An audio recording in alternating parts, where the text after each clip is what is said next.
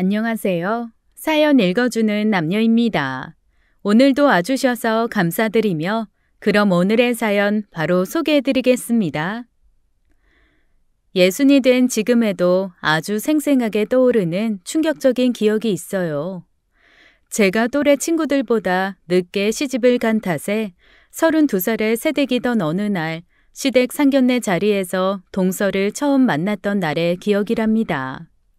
찢어지게 가난한 집에서 태어나 똑같이 가난한 식당으로 시집온 저는 세상 그렇게 휘황찬란한 고급 양식집이라는 곳을 난생 처음 가보았죠. 인테리어부터 음식들까지 하나하나 고급스럽지 않은 것이 없었습니다. 그때의 충격을 설명드리자면 뭐랄까, 제가 사는 곳과는 완전히 다른 세상이 존재한다는 걸 깨달아버린 느낌이었다고나 할까요? 그 고급 양식집은 잘나가는 사업가라는 동서쪽 집안에서 마련한 자리였는데요. 두 사돈내외는 분명 저희와 똑같은 한국말을 하고 있는데 왠지 모를 기품과 고급스러운 여유가 철철 흘러넘쳤죠. 당시 꽃다운 20을 갓 넘긴 나이였던 동서 또한 귀티가 흘러넘쳤어요. 그런 동서에 대한 제 첫인상은 이랬습니다. 아, 양갓집 교수라는 말은 바로 저 여인 같은 사람을 부르는 말이겠구나. 사실 전 상견례가 시작되기까지 걱정이 참 많았었어요. 두 집안의 경제적 격차로 인해 결혼 반대가 심하지는 않을까 하는 걱정이었죠. 하지만 제 걱정은 기우에 불과했고 상견례는 화기애애하게 흘러갔습니다. 왜냐면 예비 신랑인 시동생은 가난 속에서 피어난 꽃 같은 존재였으니까요. 자식 잘 키워서 서울대 졸업까지 시키셨으니 안 먹어도 배가 부르시겠습니다. 고생은 또 얼마나 많으셨고요. 고생이야. 저희 부부보단 큰아들이 제일 많이 했죠. 저희 네 식구 입에 풀칠하는 것도 버거운 사정에 큰애가 동생만큼은 꼭 공부시켜야겠다고 국민학교 졸업하자마자 가발 공장이니 재봉틀 공장이니 전전에 가며 뒷바라지에 무진 고생을 치렀거든요. 첫째 저도 시집 오자마자부턴 같이 고생을 치렀고요. 솔직히 말씀드리자면 저와 안사람은 소학교도 겨우 졸업했습니다. 저희 때야 그저 식구들 전부 동원해서 그애 먹을 농사 짓기도 빠듯한 시절이었으니까요. 그러다 어떻게 운이 좋아서 사업을 시작하게 됐고 때가 잘 맞아서 승승장구하고는 있습니다만 회사가 자꾸 커질수록 걱정만 들더라고요. 눈 감으면 코 베어간다 으뜬다. 갈수록 사람을 믿기 어려워지는 세상이 되어가고 있는데 그렇다고 회사 일을 믿고 맡기자니 가족 중에 배운 사람이 없어가지고서요. 그러던 차에 딸아이가 이렇게 아드님과 인연이 되었으니 세상 이보다 든든하고 기쁜 일이 또 어디 있겠습니까? 그랬습니다. 가난한 집의 둘째 아들인 시동생은 서울대를 졸업한 수재 중의 수재였죠. 시동생이 서울대를 졸업하기까지는 저와 제 남편의 든든한 뒷바라지가 있었고요. 장인 장모 되실 사돈 내외께서도 시동생을 크게 환영하는 모습을 보여주시면서 덕분에 상견례는 화기애애하게 흘러갔습니다만 문제는 제가 잠시 화장실로 향했을 때 벌어졌습니다. 동서가 화장실로 따라 들어오더라고요. 언니, 재봉틀 공장 공순이라면서? 국민학교도 못 나온 가난쟁이고 우리 집은 부자에 적어도 난 상고는 나왔는데. 저는 32, 동서는 20 남짓, 심지어 첫째 아들의 아내인 제 쪽이 손윗사람. 갑작스런 동서의 반말 세례에 전 어안이 벙벙해졌습니다. 하지만 신세대들 당돌한 거야 저 또한 그 나이를 겪어보았기에 이해하려고 했어요. 신세대스럽게 친근함을 표현하는 방식이겠구나 하며 받아들여 주려고 했던 거죠. 그런데 미리 얘기하는데 난 나보다 못 배운 년, 못 가진 년한테 고개 못 숙여. 설마 아니 나한테 형님 대접받을 생각이라면 이쯤에서 꿈 깨라고. 방금 그 말은 너무 무례한 거 아닌가요? 시부모님께서도 그쪽 이런 사람인 거 알면 실망하실 텐데요. 그래서 어른들 몰래 이러는 거잖아. 나도 사람 사는 눈치라는 게 있으니까. 이봐요. 시부모님 보는 앞에서는 따박따박 형님 대접해줄게. 대신 뒤에서는 그냥 확 죽어지네. 너 지금 누구한테 겁박이야, 겁박은? 그렇게 제가 언성을 높이는 순간 마침 화장실로 들어오시던 차민 시어머니께서 화들짝 놀라시더라고요. 그런 시어머니를 발견한 동서는 회심의 미소를 시어머니 몰래 슬쩍 지었죠. 화장실에서 오래 걸린다 싶어 와봤더니 이게 무슨 상황이니? 그게요, 어머님. 그때 동서가 시어머니 품에 안겨 엉엉 울어버렸습니다. 제게 가증스러운 누명을 씌워가면서요. 왜 이제 오셨어요, 어머님? 제가 얼마나 무서웠는데요. 왜? 첫째랑 무슨 일이라도 있었니? 형님이 벌써부터 군기 잡으시잖아요. 너네 집이 돈 많으면 그렇게 많냐고. 지옥 같은 시집살이 기대하라면서요. 그 말에 시어머니가 저를 사납게 째려보자 동서가 더더욱 목청 높여 울기 시작했어요. 당한 건 저인데 그렇다고 어디다 하소연할 데도 없고 참. 그야말로 분통이 터질 지경이었죠. 동서와 저의 수십 년에 걸친 악연은 바로 그렇게 시작되었습니다. 안녕하세요. 60나이의 애청자가 사연 올려보아요.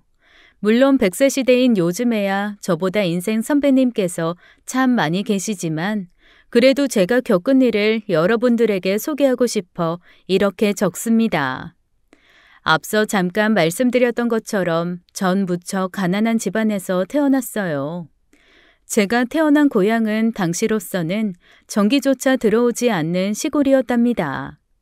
하지만 지금에서야 돌아보면 참 즐거운 어린 시절이었던 것 같아요.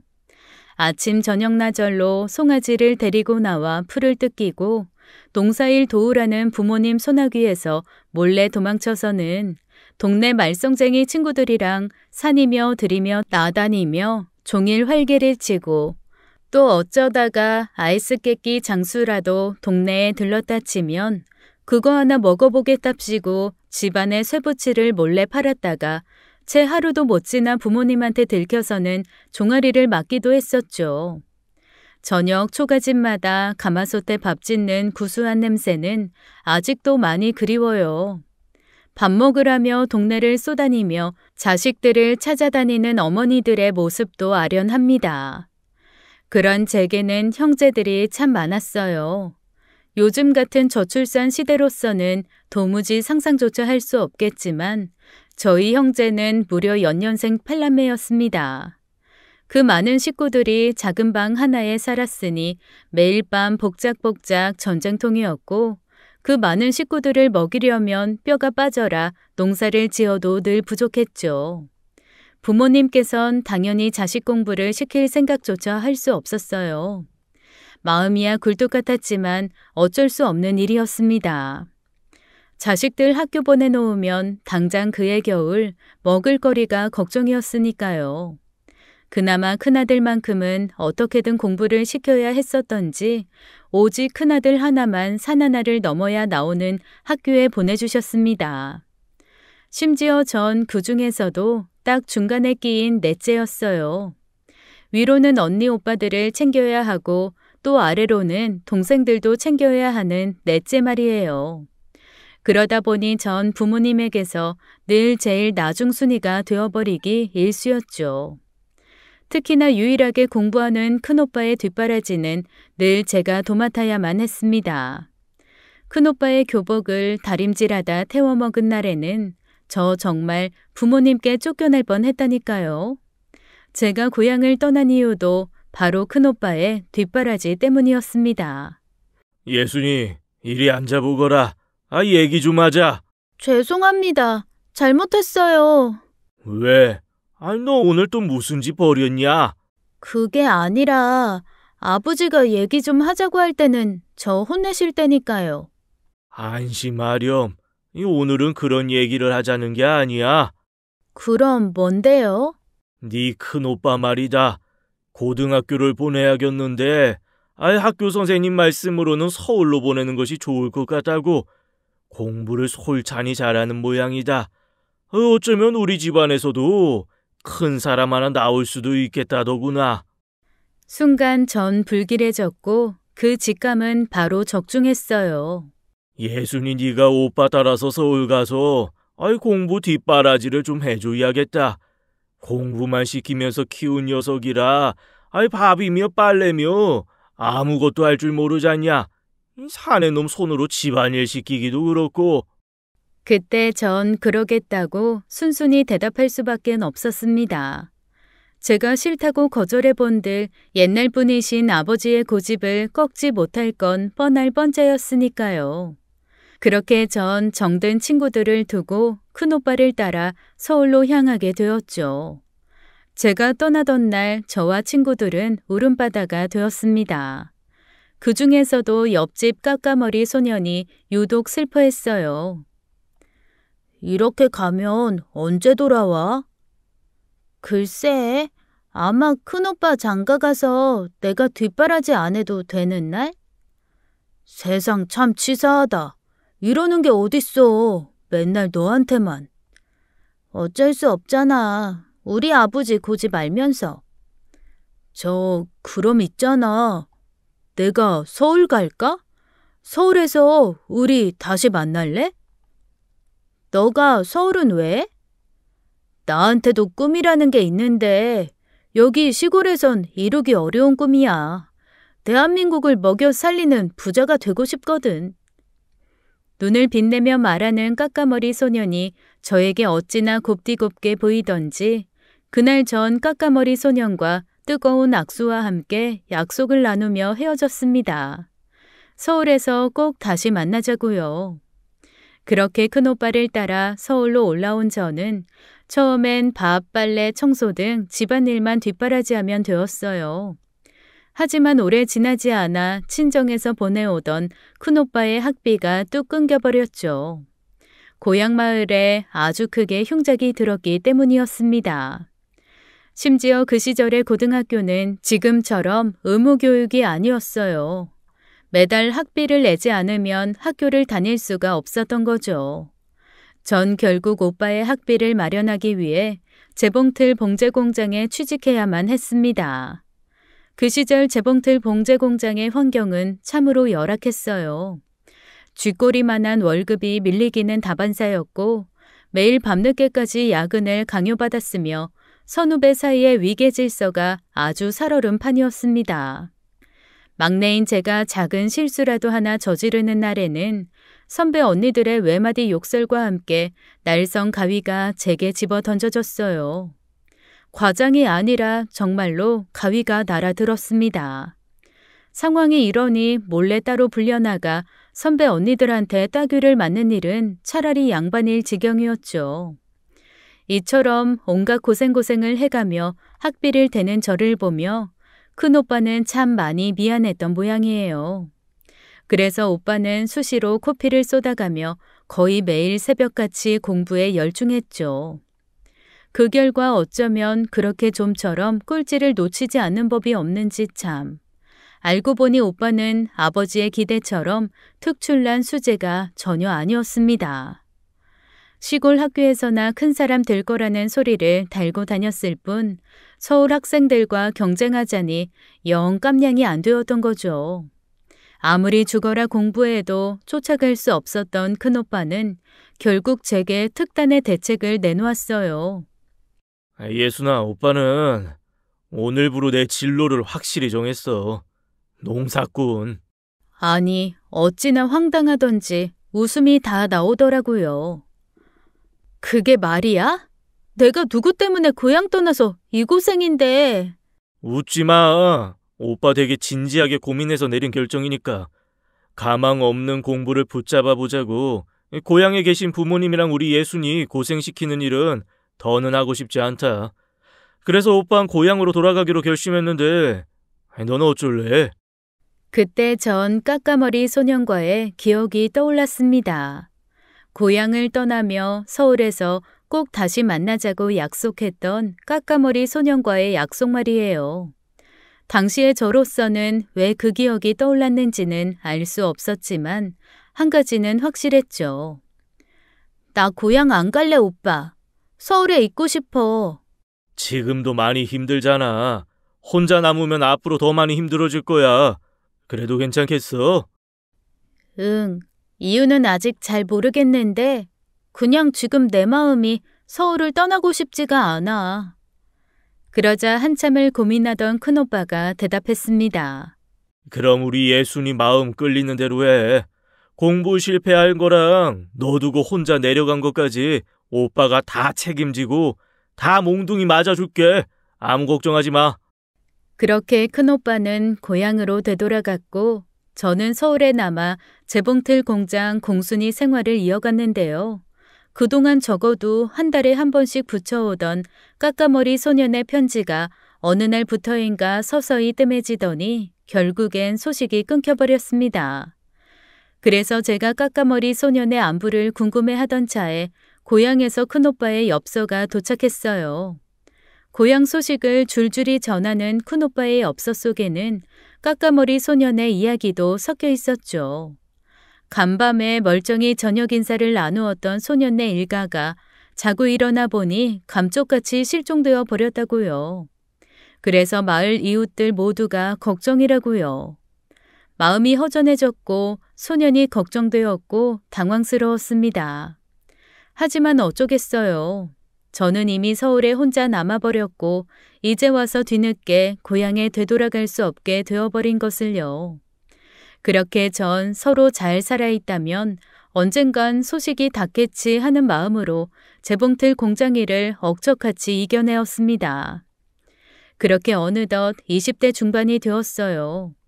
또래 친구들은 다들 시집장가 가 있을 나이였죠. 20대 초중반에 다들 결혼해 가정을 꾸리던 시절이었으니까요. 그런 제 삶에도 로맨틱한 순간이 찾아왔습니다. 어릴 적부터 가발 공장에서 일하다가 저희 봉제 공장으로 옮겨온 사내. 사내와 저는 열악하기 짝이 없는 봉제 공장의 힘든 일상을 조금씩 서로에게 기대가며 서로에게 위안받기 시작했어요. 그러다 보니 자연스럽게 사랑이 싹 텄고 혼담이 오가는 사이가 되었죠. 시댁은 제 친정과 참 많이 닮아있는 가정이더라고요. 도시와 시골, 이형제와 연년생 8남매라는 차이만 빼놓으면 찢어지게 가난한 처지도 서로 닮아 있었고 형제 중 하나가 공부를 잘한다는 것도 닮아 있었습니다. 물론 제 큰오빠는 특출난 수재가 아니라는 것이 밝혀져 고향에 내려갔지만 시댁의 희망인 시동생은 분명 달랐어요.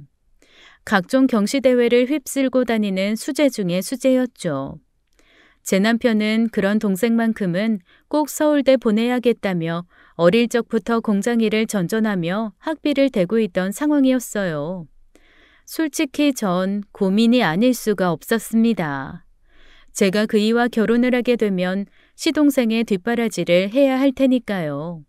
하지만 시동생을 향한 시부모님의 기대에 찬 눈빛을 발견하게 되었던 순간 전 그런 시부모님의 모습에서 제 친정 부모님의 모습이 겹쳐 보였습니다.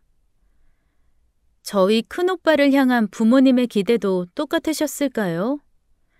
그게 무슨 소리니? 큰오빠도 가족의 희망이었거든요. 지금은 고향에 내려가서 농사 지으면서 살고 있는데 학교 그만두고 돌아온 오빠를 마주한 부모님의 심정이 얼마나 미어졌을지 갑자기 그 생각이 들어서 마음이 너무 아파요. 이럴 줄 알았음 우리 오빠 회초리를 때려서라도 공부시키는 건데. 그렇게 말해놓고는 전 스스로 깨달았습니다. 그때 이미 전 시부모님을 가족으로 생각하고 있다는 것을요. 깨달았으니 더는 고민의 여지조차 필요 없었죠. 외람되지만 어머님, 저도 재훈 씨랑 같이 둘째 아드님 공부를 뒷바라지하고 싶습니다. 한 가족으로서요. 마침내 저는 결혼식을 올리게 되었어요. 양가 서로 가난한 입장이었기에 상견례는 시댁 근처 중국집에서 이루어졌고 결혼식도 최대한 검소하게 치렀지만 진심으로 행복했습니다. 시부모님께 약속했던 그대로 시동생의 공부 뒷바라지 또한 최선을 다했고요. 마침내 시동생이 서울대를 졸업하던 날에는 시댁 식구들 전부가 서로를 얼싸안고 목 놓아 울었습니다. 시동생은 가난 속에서 피어난 한떨기 꽃 같은 존재였고 저희 부부가 봉제 공장에서 천시까지 걸려가면서 이루어낸 쾌거였죠. 그런데 그런 시동생을 하필이면 그 몹쓸 동서가 낚고 채가버렸어요. 저로선 상상조차 할 수 없었던 고급 양식집에서 상견례를 치르고 화장실에서 절 무시해가며 형님 대접 꿈도 꾸지 말라는 겁박까지 해가면서 말이죠. 결혼식은 또 어찌나 휘황찬란하고 성대하던지 그 화려함에 입을 다물지 못하는 시부모님의 모습을 보며 전 내심 불길해졌습니다. 동서는 건설 기계들을 제작해 대기업과 중견기업에 납품하는 사업가 집안의 딸이었어요. 바로 그 부잣집 딸이라는 배경이 행복했던 제 결혼 생활을 좀먹어 들어가기 시작했죠. 동서를 보면 사돈댁들이 어떻게 사업에 성공했는지를 바로 알겠더라고요. 불려시가 따로 없는 처세술은 아마 집안 내력이지 싶었습니다. 대체 어떤 일이 있었길래 제가 이렇게까지 얘기하냐면요. 결혼식 날 신부 대기실에서부터 이런 일이 있었어요. 적당히 핑계대고 그냥 돌아가는 건 어때? 친정 부모님이 갑자기 의식을 잃으셨다거나. 뭐? 손윗사람이랍시고 떡하니 결혼식 참석하고 싶었으면 없는 살림에 빚을 내서라도 백화점 한복 정도는 챙겨 입고 왔어야지. 그 낡아빠진 옷꼬라지로 결혼식에 참석하면 하객들한테 나만 쪽팔리기밖에 더해? 우리 둘만 있는 자리라고 자꾸 막말하지 말죠, 동서. 뒤에서는 형님 대접 받을 생각 꿈도 꾸지 말라고 했던 거 벌써 까먹었니? 하긴 못 배운 가난쟁이 주제에 기억력이라고 좋겠어? 그치? 입만 열면 자꾸 가난 하는데 동서가 나한테 이러면 안 돼. 시동생 서울대 학비대고 졸업까지 뒷바라지한 사람이 나랑 우리 남편이야. 그리고 청첩장 돌리면서 인사 다녔으면 하객분들도 시댁 경제 상황쯤이야 다 알고 오셨을 거 아니야. 동서 지금 이러는 거 그냥 내 옷 핑계 삼아서 사람 무시하자는 걸로밖에 안 들려. 사람들은 내 남편 가난 따위엔 관심 없어. 서울대 졸업한 수재를 남편으로 잘 얻었다며 다들 부러워만 하지. 그런 상황에서 그쪽이 지금 행색 그대로 결혼식장에 앉아 있어 봐. 가난을 향한 없던 관심도 생겨버릴 판이지. 아니 그럼 나한테 예단이나 하나 맞춰주고 그런 소리를 하던가. 시부모님한테만 해드려 놓고서는 무슨 말이 그렇게 많아? 어머? 너 지금 돈 내놓으라 이거야? 없이 사는 년이면 염치도 없다 뭐 그런 건가? 돈 얘기가 아니라 상호 예의는 갖춰달라는 겁니다, 동서. 예단이야 애초에 받을 생각도 없었지만 해준다고 해도 정중하게 거절할 생각이었지만 지금 이런 식으로 트집 잡아가면서 사람 무시하는 건 아니지. 마침 신부 대기실로 시댁 친척들이 인사를 왔습니다. 순간 동서는 상견례 날 화장실에서 있었던 짓을 똑같이 해버리더라고요. 시어머니를 향한 서글픈 눈빛을 슬쩍 보냈죠.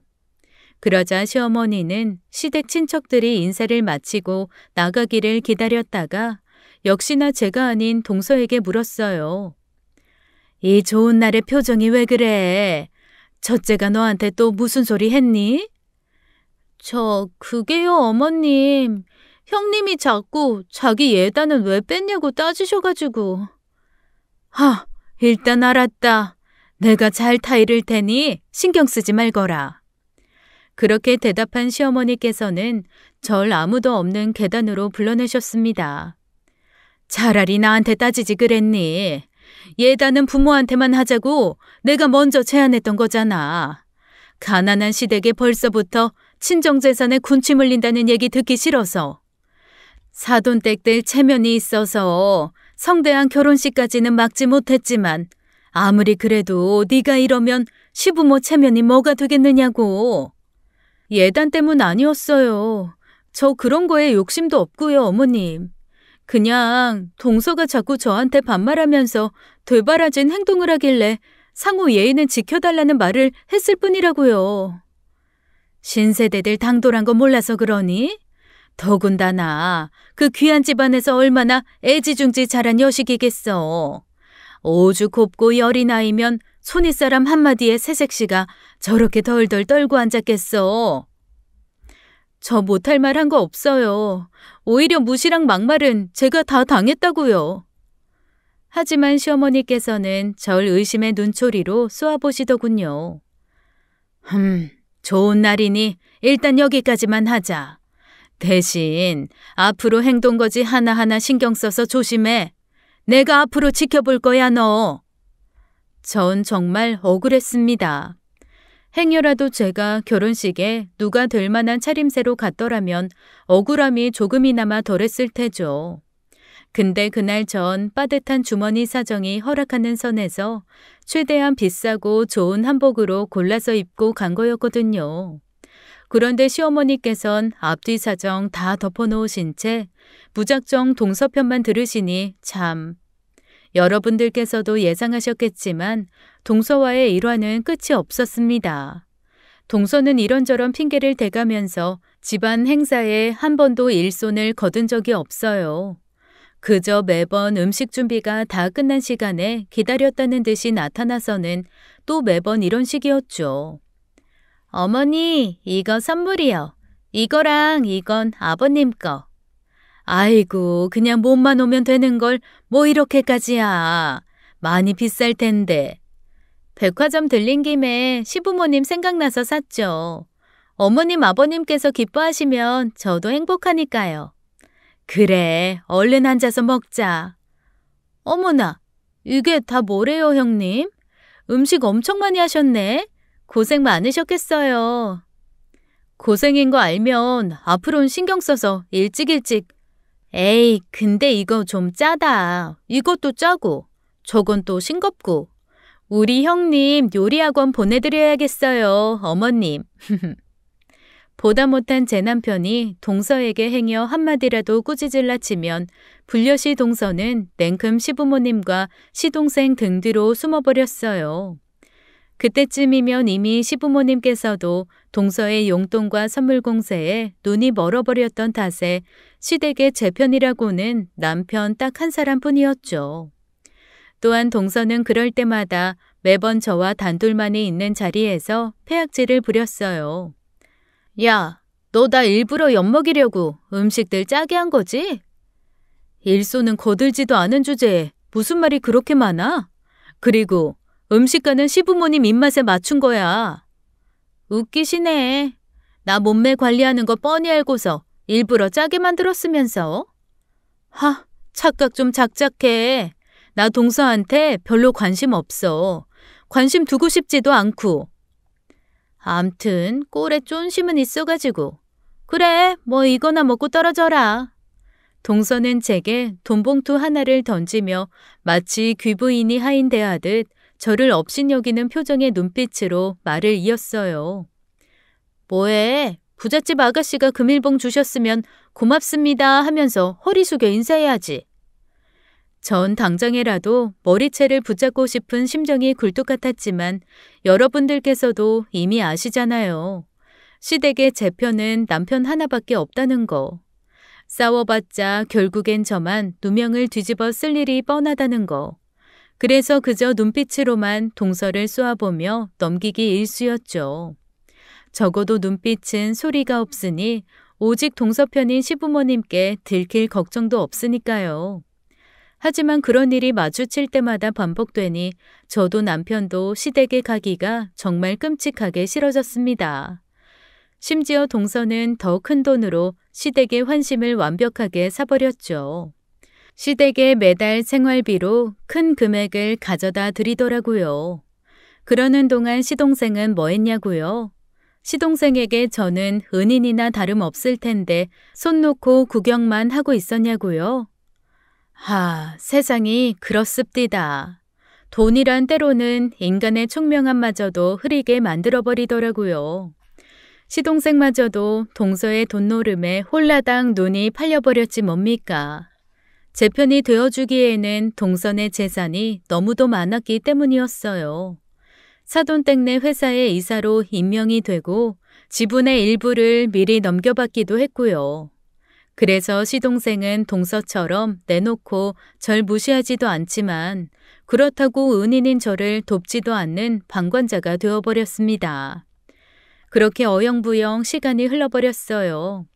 어느덧 전 첫째 아들을 출산했지만 시부모님께서는 몇 해 늦게 태어난 동서의 아들에게 장손 대접을 해주더라고요.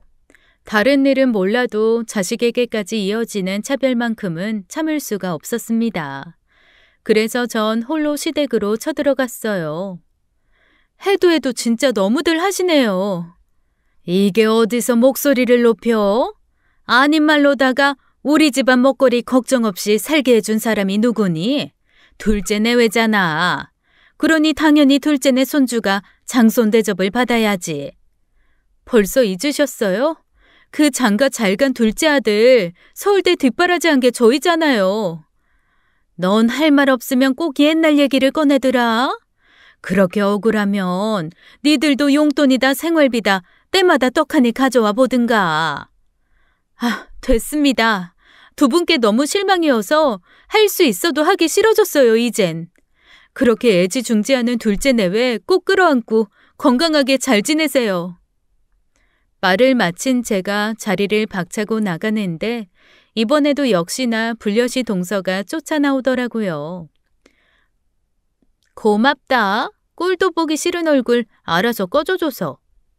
순간 격분한 제가 동서에게 한마디 쏘아 붙이려는 순간 문 너머로 시부모님들이 쫓아나오는 인기척이 들려왔어요. 그러자 동서가 외마디 비명을 지르며 자기 혼자 바닥에 나뒹굴더라고요. 시부모님들께서 밖으로 나오셨을 때는 동서는 이미 뺨이라도 맞은 사람처럼 볼을 부여잡으며 흐느끼고 있었습니다. 둘째가 쫓아나가길래 혹시나 싶어서 따라와 나왔더만. 이번에 또 너냐? 또 다 덮어놓고 저만 의심하시네요. 아버님 보시기엔 제가 손아랫 사람한테 손찌검이나 할 사람이던가요? 마침 미리 연락을 받았던 남편이 들이닥쳤어요. 상황을 잠시 둘러본 남편은 시아버지를 향해 목소리를 높이려고 했지만 시아버지께서는 저희에게 미처 항변의 기회조차 주지를 않으셨죠. 들을 것도 없다. 꼴도 보기 싫으니 네 저 데리고 썩 꺼져버리거라. 앞으로 우린 큰아들 없는 셈 치고 살란다. 결국 저와 남편은 이를 박박 깔며 시댁을 떠나야만 했는데요. 그 순간 전 목격하고야만 말았습니다. 동서가 시부모님 몰래 저에게 승리의 미소를 날리는 모습을요. 이후로 한동안 저는 동서의 승리의 미소가 자꾸 꿈에 나와 밤잠을 설치기 일쑤였어요. 하지만 사람이라는 게 얼굴 안 보고 사니까 슬슬 무뎌지더라고요. 저와 남편은 빠르게 일상을 되찾았고 저희 가족만의 행복을 찾아 나아가기 시작했어요. 그런데 그 잔인한 소식이 도착한 건 저희 부부가 중년을 훌쩍 넘긴 어느 날이었습니다. 남편이 혼자 출장을 다녀오던 길에 사망했어요. 급성 심근경색이었던 탓에 미처 손써볼 겨를도 없었죠. 긴 시간 만에 남편의 장례식장에서 재회한 시부모님은 많이 늙었더라고요. 시동생과 동서 또한 제법 나이를 먹은 때가 났습니다.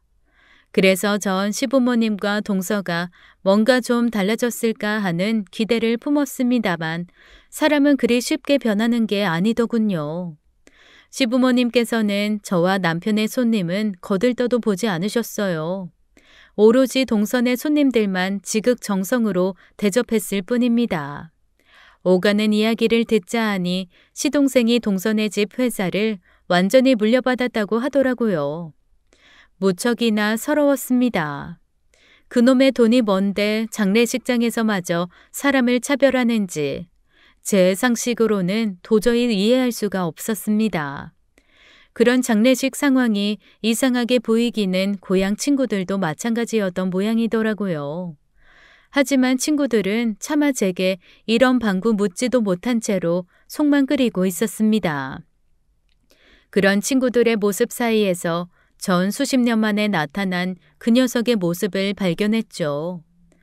대한민국을 먹여 살릴 부자가 되겠다면서 서울에서 꼭 다시 만나자며 약속했었던 그 까까머리 소년이 중년을 훌쩍 넘긴 모습으로 허름한 정장과 함께 나타났어요. 앞으로 그 사내의 이름을 민재라는 가명으로 부르도록 할게요. 시부모님들이셔? 아이, 분위기가 좀 그렇다. 속 시끄러울 일이 좀 많았던 집안이라. 돈 문제지. 어떻게 바로 알아보네? 사회생활 하다 보니까 이 돈 때문에 별의별 희한한 꼴 많이 겪으면서 살았거든, 나도. 맞다. 너 그때 어떻게 된 거야? 이웃들이랑 멀쩡히 저녁 인사 나누었던 너네 가족이 자고 일어나니까 감쪽같이 실종됐었다고. 그래서 동네 사람들 걱정 많았었다던데. 그때 우리 아버지가 노름에 손대셨었거든. 아, 그러니 어째 빚쟁이들 피해서 감쪽같이 도망치고 숨어 살 수밖에 없었지 뭐. 그런 일이 있었구나. 어린 나이에 고생 많았겠다. 고생도 참 많았고, 아이, 난 어떻게든 빚 갚아보려고 죽어라 열심히 살았고, 뭐 아무튼 나 젊을 적에 이미 다 정리된 일이야. 지금은 전부 괜찮아. 예기치 못한 민재의 방문은 제게 큰 위안이 되었습니다. 하지만 불려시 동서와의 악연은 아직 끝난 것이 아니었죠. 뜻밖에도 동서는 장례를 마치기까지 잠잠했어요. 시부모님들처럼 자기 손님들만 챙기기는 했지만 동서 입장에서는 자기 손님들이 더 중요한 건 당연한 일이었죠. 문제는 장례가 다 끝나고 나서야 터져 나왔습니다.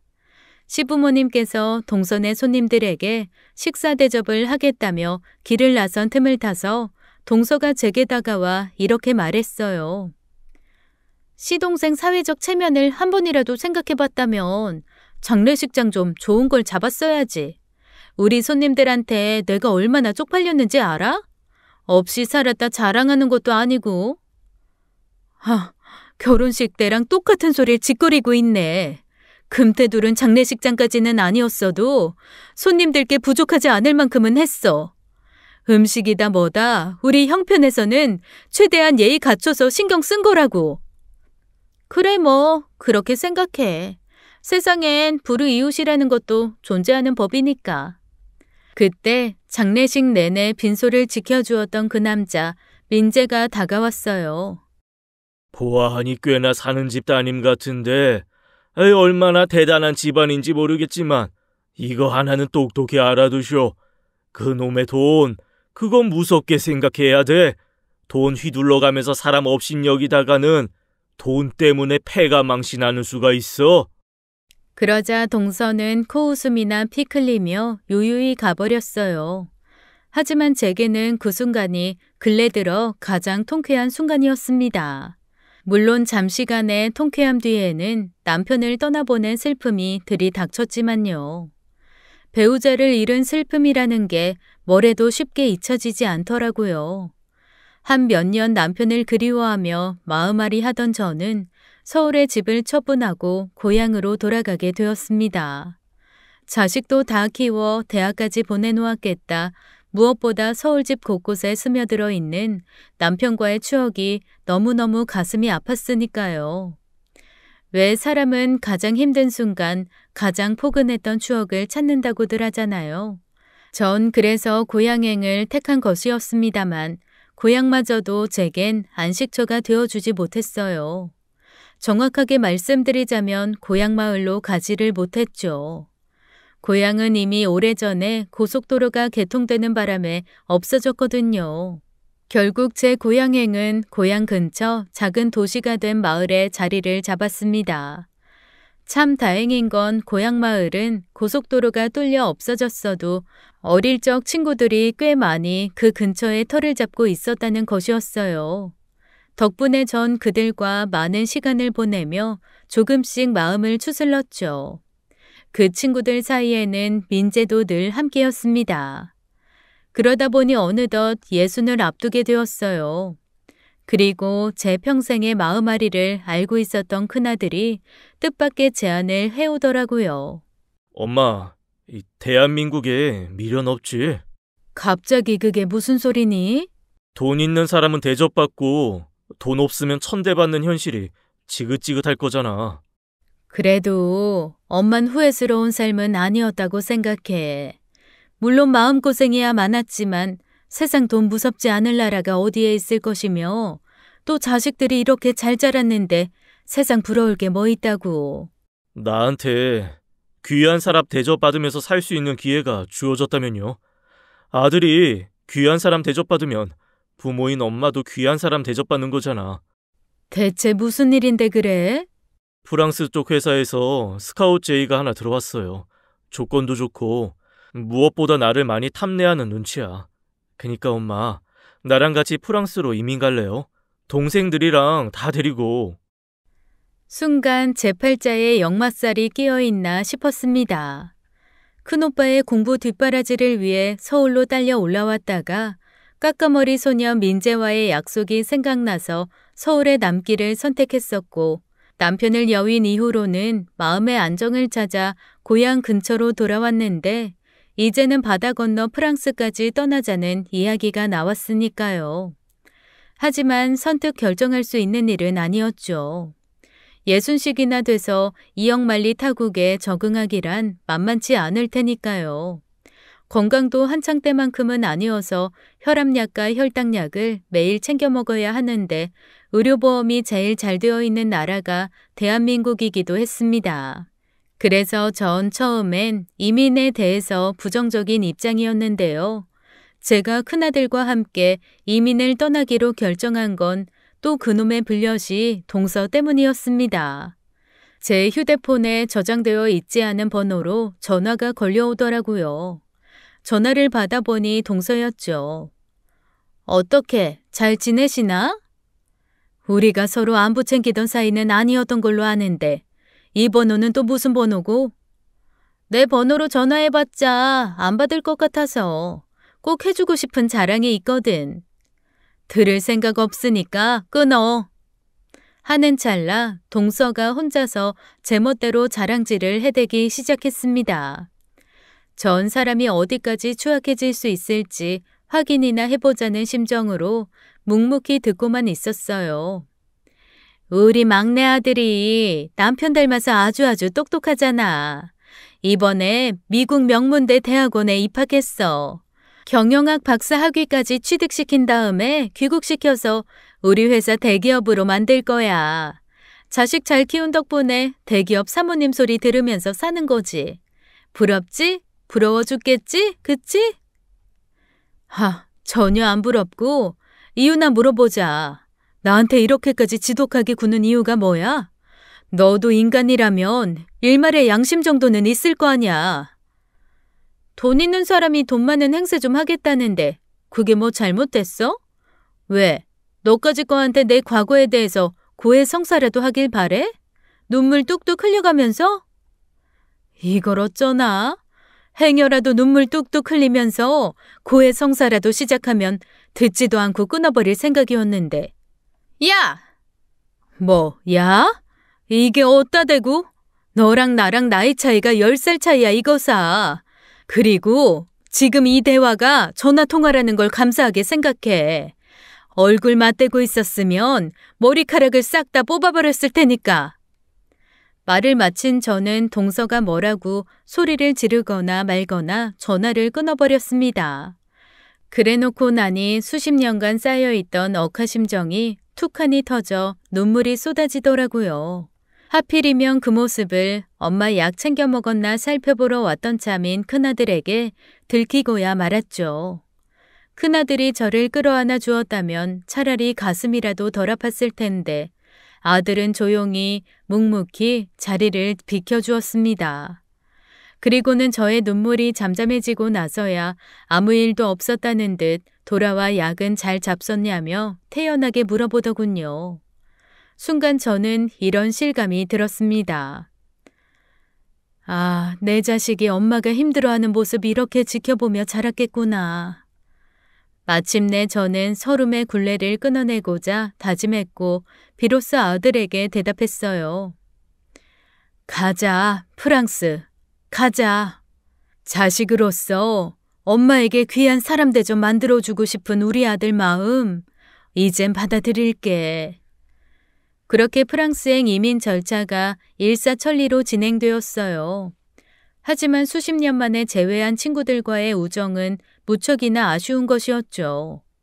그래서 저희는 바닷가 경치 좋은 곳에 펜션으로 이별 여행을 떠나기로 했습니다. 서로 나이가 나이이니만큼 언제 다시 만날지 기약하기 어려운 상황이기 때문이었어요. 제가 직접 펜션 예약을 해놓고 보니 문득 회한이 몰려왔습니다. 60평생의 생애 처음 펜션 여행을 떠나는 길인데 그 펜션 여행이 대한민국에서의 제 인생 마지막 펜션 여행이 될 테니까요.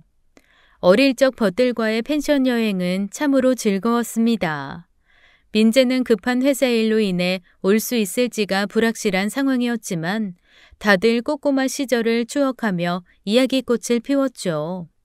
마침 펜션에 작은 운동장이 하나 딸려 있었기에 저희는 수십 년 만에 공놀이라는 것도 해보았습니다.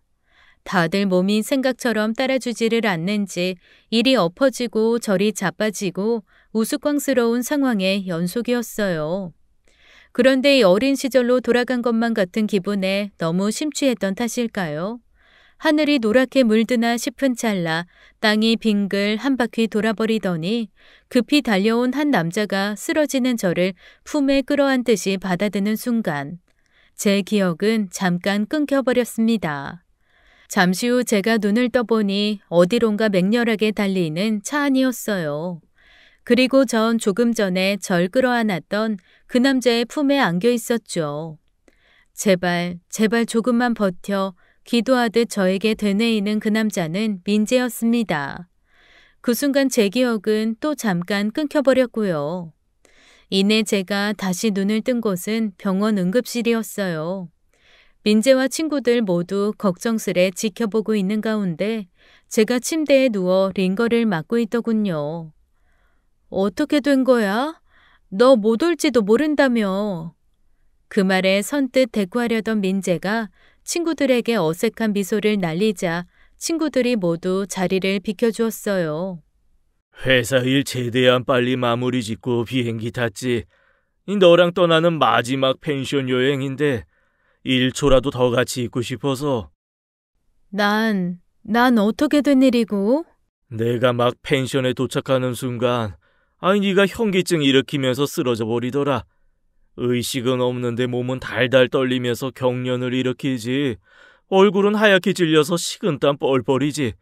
저혈당 쇼크 같길래 일단 급하게 당분 많이 든 음료수부터 먹여놓고서는 병원으로 옮겨왔다. 의사 말로는 조금만 늦었어도 큰일 났을 거라대. 저혈당 쇼크 그거 아차하는 순간 그 길로 고인되는 경우가 부지기수잖냐. 나 아니었으면 진짜 큰일 날 뻔했던 거라고 너. 그랬구나. 너가 나 살려준 거구나. 근데 나 당 있는 건 어떻게 알았어? 너 그냥 회사 운영한다며. 의사도 아니면서 어떻게 그렇게 진단이 빠르게 나오든? 네 남편 장례식장에서 끼니 때마다 너가 뭘 자꾸 먹길래 확인해봤더니 나랑 똑같은 약을 먹더라고. 나도 당뇨 있잖냐. 그 말에 전 조금 민망한 생각이 들더라고요. 사람 빤히 관찰하고 그러기는 민망하게. 나도 웬만해선 하필이면 장소가 장례식장이고 행동거지 조심하고 싶었고 고인에게 죄책감도 많이 들었는데 도저히 어쩔 수가 없더라. 그동안 내가 널 얼마나 많이 보고 싶었는데. 말을 마친 민재가 발그레해지는 얼굴로 절 지그시 바라보았습니다. 그 눈빛을 슬쩍슬쩍 마주보는 제 얼굴도 아마 발그레하니 물들었을 거예요. 심장이 두근두근하니 뛰었고 마치 어린 시절로 돌아간 것 같은 설렘을 분명 느꼈으니까요. 그리고 내 어릴 적 첫사랑이 바로 그대였어, 애순아. 전 잠시 아무런 대꾸조차 하지 못했습니다. 마치 시간이 그대로 멈춰버린 것만 같았죠. 하지만 제 머릿속에는 민재와의 추억이 주마등처럼 흘러갔어요. 그리고 그 추억은 서울에서 꼭 만나자는 민재와의 약속을 지나 제가 그 약속을 떠올리며 서울에 남기를 택했던 장면에서 멈추었습니다. 네, 맞아요. 그때 다만 저는 어려서 제 마음을 몰랐을 뿐 어릴 적부터 이미 저는 나도 내 첫사랑도 당신이야. 저도 그이도 배우자와 오래전에 사별한 상황이었습니다. 다만 한 가지 걱정은 있었어요. 우리 나이가 예순이다, 예순. 세상이 우릴 예쁘게 봐줄지 난 그게. 나이가 들어서 그런가? 아이 젊을 땐 몰랐는데 바다 중에 노을이 제일 좋더라고. 저물어 가는 아름다움이 지금 우리 삶과 닮았으니까 김예순 여사님 아름다워집시다. 우리 같이. 다행스럽게도 양가의 자식들 모두 저희의 결합을 환영해 주었어요. 특히나 제 큰아들은 엄마의 아름다운 황혼을 곁에서 꼭 지켜보고 싶다면서 프랑스행 스카우트제의를 거절하고 대신 국내 다른 좋은 회사로 이직까지 단행했죠. 그렇게 저희의 황혼 언약식은 아주 성대하게 치루어졌습니다. 과거 동서의 결혼식과는 비할 데 없는 화려함이었죠. 서로 연락닿는 지인들을 모두 초대해 최고의 예우를 갖추어 대접했고요. 그리고 그 지인 중에는 떨떠름한 표정을 감추지 못하는 불려시 동서도 끼어 있었습니다. 사실 그 자리는 민재, 아니 그이가 동서로부터 저를 지켜주기 위해 일부러 성대하게 마련한 자리였거든요. 아니나 다를까 언약식이 끝난 뒤에 동서가 제게 다가왔습니다. 주제치고는 너무 과분한 사치 아닌가? 갑자기 봉이라도 잡으셨대? 하지만 굳이 제가 맞설 필요는 없었죠. 이제 제 곁엔 그이가 있으니까요. 돈으로 사람 무시하다가는 이 돈 때문에 패가 망신할 거라는 경고를 허투루 들었던 모양입디다. 얼씨구, 센 척은 아주. 왜? 그러는 그쪽 노인네는 뭐라도 좀 되나? 제 어릴 적 꿈은 이 대한민국 전체를 먹여 살리는 부자가 되는 것이었습니다. 뭐 그 정도까지 이루진 못했지만 저희 회사가 먹여 살리는 직원들이 얼마나 많은지 잠깐 생각만 해도 뭐 썩 부족하지는 않게 이룬 셈이죠. 말을 마친 그이가 의미심장한 미소를 지으며 명함을 건네자 비로소 그이의 정체를 마주한 동서가 사지를 벌벌 떨며 사색이 되고야 말았습니다. 이제 어떤 사람인지를 좀 알아보시겠습니까? 어릴 적 그이는 아버지가 노름에 손을 대어버린 탓에 가족들과 함께 야반도주에 숨어 지내야만 했어요. 이에 맏아들이었던 그이는 어떻게든 빚을 갚아보기 위해 온갖 공사판들을 전전하며 막노동을 해야만 했었죠. 그러던 중 그이는 중동 건설 파견 근무를 떠나게 되었습니다. 생사가 오가는 사막에서 치열하게 벌어 모은 돈으로 그이가 가장 먼저 한 일은 자신을 파견 보낸 건설 회사에 주식을 사모으는 것이었어요. 당시에는 중동 파견 노동자들을 위해 회사에서 싼값에 내놓은 사내 주식들이 있었던 덕분에 그이는 빠른 시간에 많은 주식을 보유하게 되었고, 그렇게 시작된 주식을 불리고 불려나가서는 마침내 대주주와 이사가 되어 회사를 경영하는 자리까지 올라갔다고 했습니다. 또한 그 회사는 업계에서 힘있기로 알아주는 중견 건설 기업이었죠. 그런 그이의 성공이 동서를 사색으로 몰아넣은 이유는 간단했어요. 동서 내외가 운영하는 사업이 건설 기계를 제작해 납품하는 회사였고, 그이가 대주주와 이사로 재직 중인 기업이 바로 동서내 회사의 핵심 거래처였습니다. 사업이라는 게 그렇더라고요. 핵심 거래처가 거래를 끊어버리면 다른 거래처들 또한 줄줄이 거래를 끊어버린다죠. 저렇게 큰 기업이 거래 끊을 정도면 무슨 문제 있는 회사라는 소린데 하는 불안감 때문이라더라고요. 한마디로 그이가 입김만 훅 불면 그날로 동서의 회사가 풍비산행이 될 수 있는 상황이었던 겁니다. 회사는 풍비박산이 된 다음에는 뻔한 상황이죠. 작은 회사면 또 몰라도 돈 크게 굴리던 회사를 말아먹은 사장 내외에게 주어질 건 어마어마한 어음과 빚더미밖엔 없으니까요. 행여 동선의 아들이 제 아무리 미국에서 경영학 박사를 취득한다고 해도 귀국한 동선의 아들에게 펼쳐질 현실 또한 평생을 가야 갚을까 말까한 부모의 빚더미 뿐이겠죠. 다만 저와 친구들은 그이의 성공 이야기를 저희가 서로의 마음을 확인한 이후에서나 알았습니다. 그이가 평소 10년 넘은 양복을 단벌로만 입고 다니는 등 워낙에 검소했던 데다가 자기 자랑을 좀처럼 하지 않았기 때문이었습니다. 다시 언약식 이야기로 돌아와서 그이가 사색이 돼 달달 떠는 동서를 다그쳤어요. 굳이 제 개인적인 악감정으로 귀하의 회사에 해악을 끼칠 생각까지는 없습니다만 저도 인간인지라 이 자리에서 제 사람에게 성심성의껏 사과하지 않는다면 그땐 제가 직접 최선을 다해서 거래를 끊어버리겠습니다. 대주주, 이사, 거기에 사내 원로로서의 권위까지 모조리 동원해서라도. 그러자 하얗게 질려버린 동서가 제 앞에 무릎을 꿇더니 울며불며 애원했습니다. 죄송해요, 형님. 사실 저희 집이 원래부터 잘 살았던 건 아니었어요. 제가 어린 시절부터 부모님 사업이 성공하기까지 쥐구멍 같은 단칸방에 새들어 사는 처지였습니다. 그때 집주인 아주머니께서 저희가 가난하다는 이유로 어린 저에게 너무나도 모질게 굴었어요.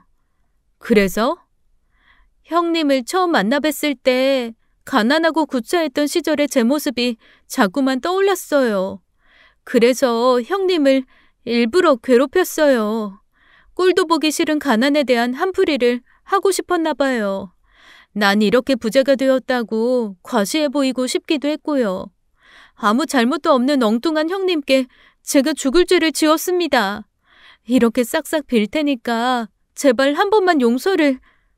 이에 저는 마지막 한마디를 날렸죠. 용서할 생각 없어. 왜?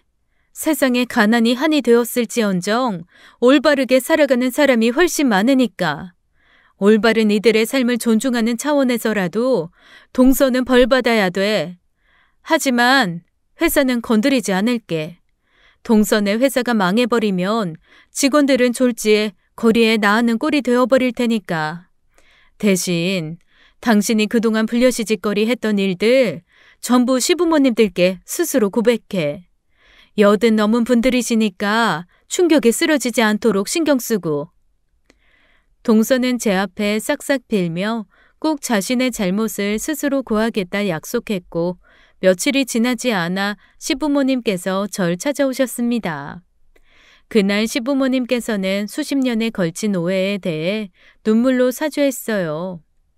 그리고는 저와 그이의 결합을 축복한다는 말씀을 남기며 쓸쓸히 떠나셨죠. 불려시 동서로 인한 모든 소란에 종지부를 찍은 날이었습니다. 그렇게 지금 저와 민재, 아니 그이는 소란스러웠던 과거의 날들을 뒤로한 채로 둘이 함께인 황혼을 살아가고 있답니다. 서해바다 노을처럼 찬란하고 아름다운 황혼. 그 황혼이 모두 저무는 그날까지 저희는 서로의 곁을 지킬 거랍니다. 지금까지 사연 읽어주는 남녀였습니다. 끝까지 함께해 주신 여러분 감사드리며 저희는 다음 사연으로 돌아올게요. 감사합니다.